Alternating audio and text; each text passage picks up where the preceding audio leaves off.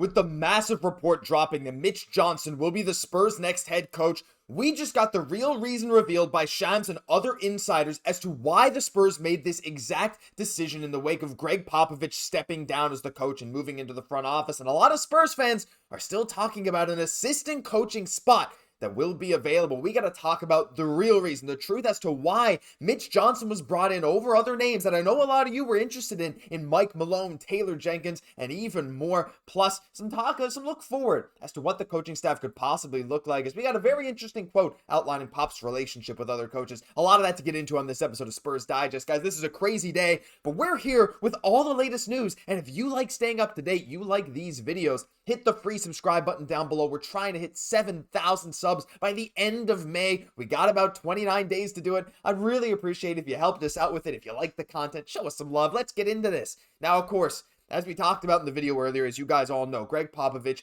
is moving officially into the president of basketball operations role, or well, team president, really. He's the president role. And in the wake of that, last video, when I recorded it, we didn't know that Mitch Johnson was the head coach. He was named head coach about 5 minutes after that video posted, so there it is. But we now know Mitch Johnson is officially the head coach, according to Shams Charania. The Spurs are hiring assistant Mitch Johnson as the franchise's next head coach. Johnson has been an assistant in the Spurs program for a decade, took over as interim coach in November, and now earns his job as Gregg Popovich's successor. And look, he's been around the team for a while in an official capacity, according to Basketball Reference, since 2019-20, though I believe he's been around longer, like Shams said. So that's one thing. And before I dive into the real reason revealed as to why this is the choice as opposed to some other coaches, because I know you guys are going to talk about a lot of other coaches, because honestly, myself too, I was a bit surprised that this decision was so fast, but we'll dive into that. What do you think? Leave your initial reaction down below. Are you happy with Mitch Johnson? Do you believe in him?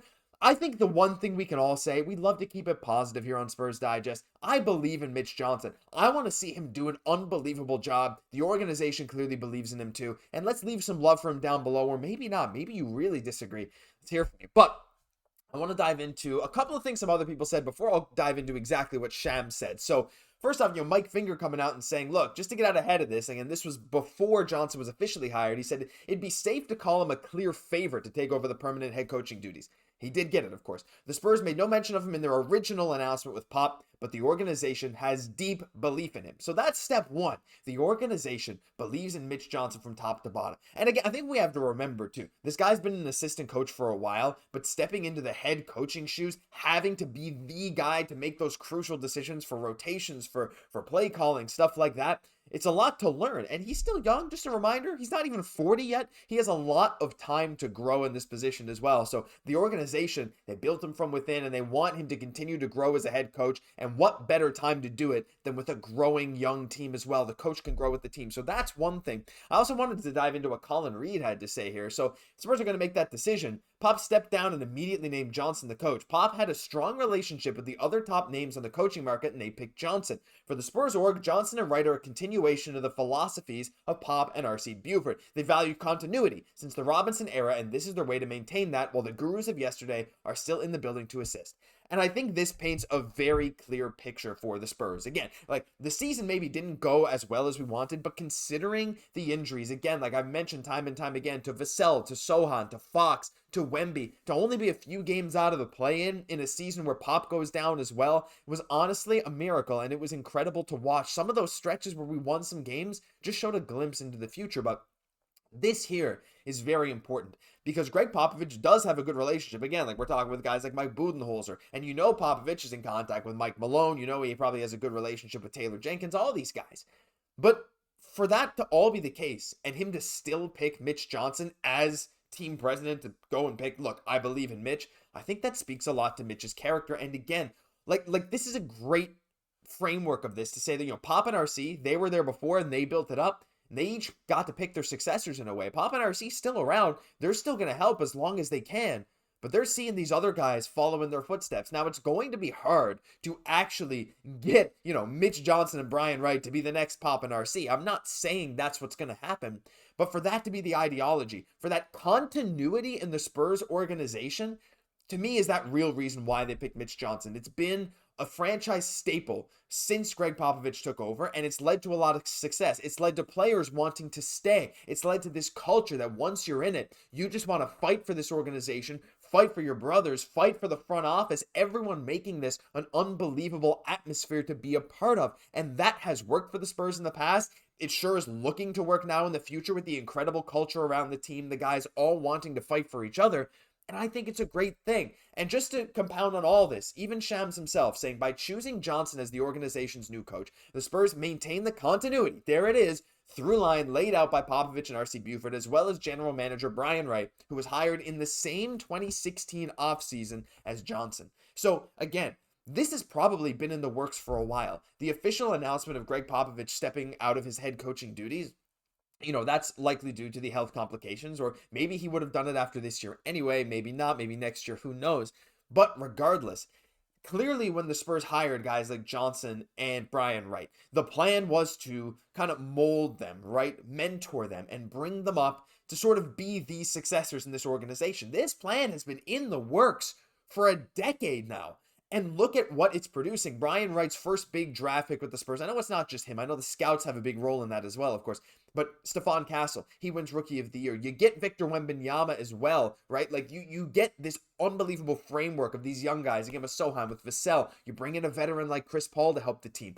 The framework is there, and it's just more obvious than ever that there was never a shot at an outside head coach. It was just Mitch Johnson all the time. And honestly, the more I'm looking at this, the more I'm believing in this. I think Mitch Johnson's going to do some great things with this team. His first year in an incredibly stressful, injury-riddled year after filling in for Gregg Popovich, who had these health issues, I think he held his own. He will only continue to learn as this young team continues to learn too. Again, we were very close to the play-in. A fully healthy Spurs team all season long, I think, would have been a play-in team at the very least. And now Mitch Johnson gets to learn, use what he learned this season, learn from Gregg Popovich as an advisor, as the president, learn from everyone else in the org, and do some great things. But it doesn't stop there, because we also got to talk about the assistant coach position. Now, I'm not necessarily advocating for Coach Bud specifically, but he is a representation of what the Spurs might do next. Now, again, promoting from within is something the Spurs have loved to do. And historically, again, with the whole Gregg Popovich administration, when he was head coach, we had so many assistants, Bud, Brett Brown, and a bunch of other guys, right, who have come through the San Antonio Spurs and have went out and dispersed into the rest of the NBA. Steve Kerr was a player, right? So we got all these things, right? Ties to the Spurs left and right. So I'm not necessarily saying we need to bring back an old name, but when it comes to the Spurs assistant coaches, I wonder if bringing in a veteran old name that Gregg Popovich, again, has good ties to could really help boost Mitch Johnson as well. I don't know how involved Gregg Popovich will be in advising Mitch Johnson. You have to assume it'll be a lot, but to have a guy that worked under Popovich come in, be a sort of an older voice to help Mitch Johnson with some of those things could be very valuable too, whether it's Bud or someone else. Or the Spurs could just, again, do what they did with Pop. Have those assistant coaches be there under Mitch Johnson, and maybe in the future, Johnson develops into an incredible coach, and he's already solid, but an incredible high-tier coach, and those people also go out and spread their wings out. James Borrego's another one. Anyway, I just keep thinking of him. That coaching tree is so long, but let me know what you guys think. Would you bring in an outside hire for assistant coach for Mitch Johnson, or would you just try and do what the Spurs did back with Gregg Popovich, and we did have some veteran assistant coaches with the Spurs throughout that time. We can't forget that as well. But still, there's a lot of different ways we can go with this. Ime Udoka is another one. Anyway, but we can go a bunch of different ways with this. And knowing that Mitch Johnson's the head coach, knowing the reason they did this is continuity, it makes me feel... I mean, I was already feeling pretty decent about it. I know a lot of Spurs fans are very conflicted about this, but honestly, my ending statement here is give the guy a freaking chance. Like, again, I'm going to say it one more time. I know I'm repeating myself, but stepping into those shoes this season had to have been incredibly stressful. Dealing with all the injuries this team had, dealing with how young these guys are, making a lot of mistakes a lot of the time, rookie and sophomore and whatever mistakes, it's hard to do. But he's less than 40 years old. He's going to only grow with this team under incredible advice from the front office, from Gregg Popovich himself. Honestly, we got to be patient and see. If in a year or two he's really not looking good, we can move on. But I have full faith that the Spurs know what they're doing here, and I think Mitch Johnson is going to be a great coach for this young team. Let me know your thoughts down below, because that'll do it for this episode of Spurs Digest. If you enjoyed, leave a like, comment, and most importantly, help us hit that 7,000 subscriber goal by the end of May. We would love to hit it. We love making these videos for you guys every single day. I've been your host, Josh Gosse, and I'll catch you in the next one.